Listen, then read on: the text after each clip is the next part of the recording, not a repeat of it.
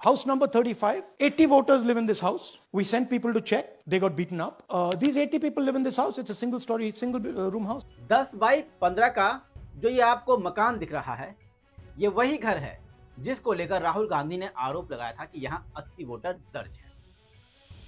राहुल गांधी ने जैसे ही ये आरोप लगाया तो मीडिया की तमाम टीमें यहाँ पड़ताल करने पहुंच गई और ये था मुन्नी रेड्डी गार्डन, मकान number 35। House number 35. 80 voters live in this house. We sent people to check. They got beaten up.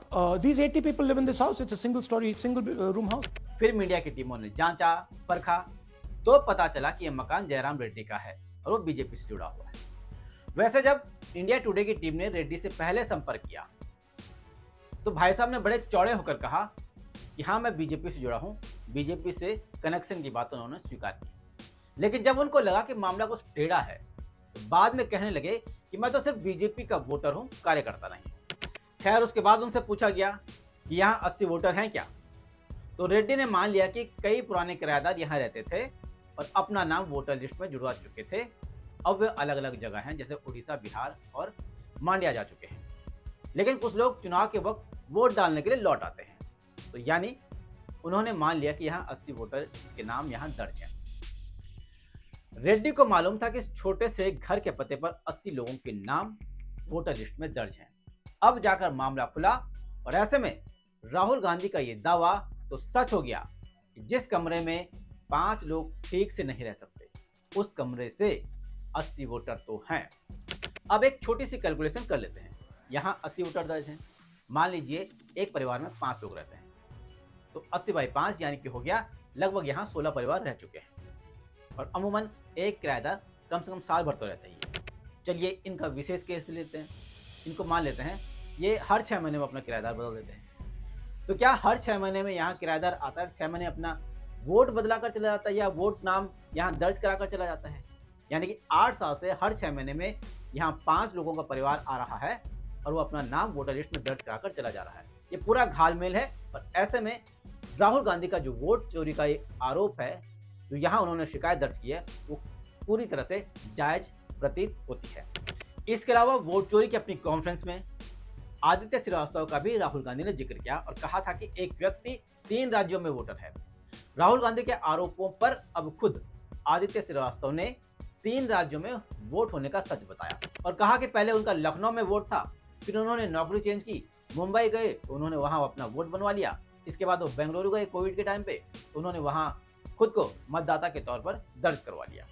दरअसल एक सच ये भी है कि जब कोई अपना जिला बदलता है, राज्य बदलता है, तो वो अपना वोटर लिस्ट उसके लिए प्राथमिकता नहीं रहती। वो बहुत कम अपना नाम दर्ज कराता है, खासकर जब 2-2, 3-3 साल के लिए रहना हो। लेकिन चलिए आदित्य श्रीवास्तव की बात ही मान लेते हैं। उन्होंने खुद को बहुत जागरूक नागरिक हैं, उन्होंने अपना वोटर लिस्ट में नाम दर्ज करवाया, बदलवा लिया। तो राहुल गांधी को जवाब देते हुए चुनाव आयोग ने कहा कि उन्होंने मतदाता सूची में अनियमितताओं का दावा करके लोगों को गुमराह करने की कोशिश की है। आदित्य श्रीवास्तव, जिनके 3 अलग अलग राज्यों में वोट होने का जो आरोप था, उसको कुछ महीने पहले या महीनों पहले ठीक कर दिया गया था। तो यही तो राहुल गांधी भी कह रहे हैं कि आदित्य श्रीवास्तव कई जगह वोटर है और जो गट्ठर 7 फुट का चुनाव आयोग ने राहुल गांधी को दिया था, उसमें से ये निकला है और उन्होंने अपने आप तो ये जोड़ा नहीं, उसी गट्ठर में से ये निकाला है ये डेटा। ऐसे में चुनाव आयोग क्या सफाई देना चाहता है, ये समझ से परे है। यानी कि ये दावा भी राहुल गांधी का ठीक ही साबित हुआ कि आदित्य श्रीवास्तव कई जगह का वोटर है। भले ही चुनाव आयोग ने एक गड़बड़ी सही कर दी हो, एक गड़बड़ी कुछ महीने पहले सही करने का दावा किया हो, लेकिन वो 3 जगह वोटर था। Same voter voting in multiple polling booths. This is the gentleman called Aditya Srivastava. He votes in booth number 458. Same person. He votes again in booth number 459. Same person. And then this gentleman goes Karnataka, Uttar Pradesh, Karnataka and Maharashtra. जैसे कि आपको पता है कि राहुल गांधी ने गुरुवार को BJP और चुनाव आयोग पर बड़ा आरोप लगाया और कहा कि भारत में वोट चोरी हो रही है और इसमें सत्ता पक्ष और चुनाव आयोग दोनों शामिल हैं। उन्होंने कर्नाटक के बेंगलुरु सेंट्रल इलाके के महादेवपुरा विधानसभा क्षेत्र का उदाहरण देते हुए दावा किया, यहाँ 1 लाख से ज्यादा फर्जी वोट जोड़े गए, जिनके उन्होंने कुछ सबूत भी दिखाए। और सिर्फ कर्नाटका में नहीं चोरी हुई है, पूरे हिंदुस्तान में सीटें चोरी हुई हैं। चलिए, तो ये तो उनका आरोप था, इसको एक पल के लिए नजरअंदाज कर देते हैं। लेकिन जो सबसे बड़ा सवाल उन्होंने उठाया वो ये था कि चुनाव आयोग ने डिजिटल वोटर लिस्ट विपक्ष को नहीं दी। जो मैन्युअली वोटर लिस्ट दी थी वो कागजों का गट्ठर था और राहुल गांधी ने यह गट्ठर दिखाया। राहुल गांधी ने कहा कि 7 फुट से भी ज्यादा का बंडल है। This was the challenge here.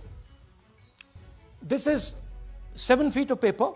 As you can see, you have to sort through every single one of these.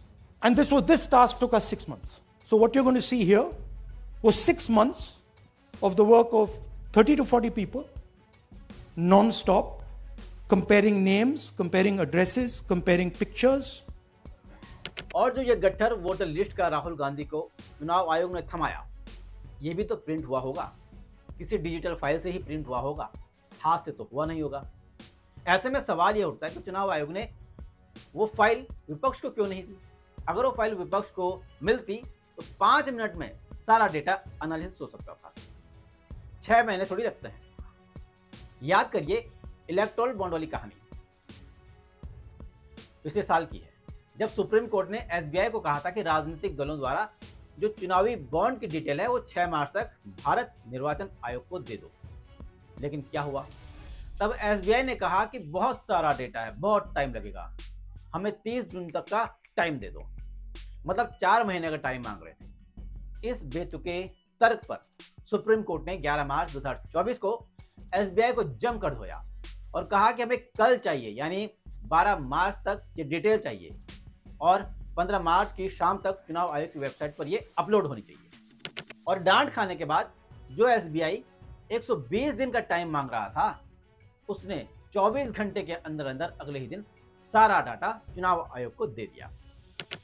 तो ये कहानी आपको समझ आ रही है ना?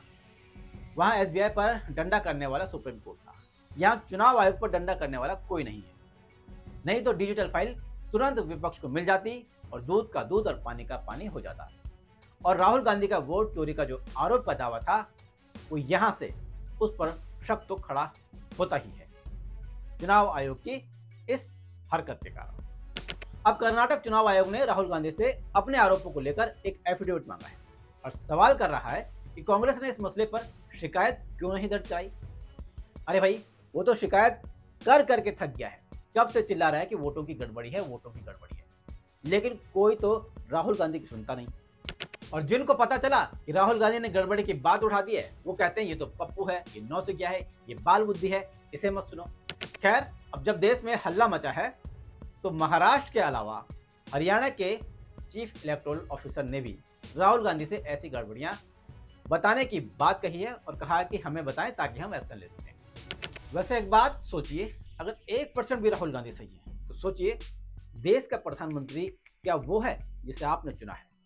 खैर, ये तो सिर्फ कयास हैं, आरोप हैं और अब तो कुछ हो भी नहीं सकता फिलहाल गाल बजाने के अलावा। इधर राहुल गांधी ने एक्स पर चुनाव आयोग से सीधे 5 सवाल पूछे हैं। पहला, विपक्ष को डिजिटल वोटर लिस्ट क्यों नहीं मिल रही है? चुनाव आयोग क्या छिपा रहा है? दूसरा, सीसीटीवी और वीडियो सबूत मिटाए जा रहे हैं क्यों और किसके कहने पर? तीसरा, फर्जी वोटिंग और वोटर लिस्ट में गड़बड़ी की गई है क्यों? चौथा, विपक्षी नेताओं को धमकाना डराना कब बंद होगा? क्यों धमकाया और डराया जा रहा है? और पांचवा, कि साफ साफ बताओ क्या ईसीआई अब बीजेपी का एजेंट बन चुका है? उधर बीजेपी ने राहुल के आरोपों को बेबुनियाद करार दिया है, जबकि कांग्रेस इसे लोकतंत्र की चोरी बता रही है, वोट की चोरी बता रही है। राहुल गांधी के आरोपों ने भारतीय राजनीति में एक बार फिर से चुनावी ईमानदारी की नई बहस छेड़ दी है। आपका क्या सोचना है? क्या राहुल गांधी के आरोप सिर्फ राजनीति के लिए हैं या उनमें कोई गंभीरता है, कोई सच्चाई है? आपको क्या लगता है? कमेंट बॉक्स में अपनी राय जरूर दें और वीडियो को लाइक करें, चैनल को सब्सक्राइब करें। नमस्कार। There's 6.5 lakh voters and literally 1 lakh of those don't exist. पूरा सिस्टम उड़ा दिया है, चोरी हो रही है।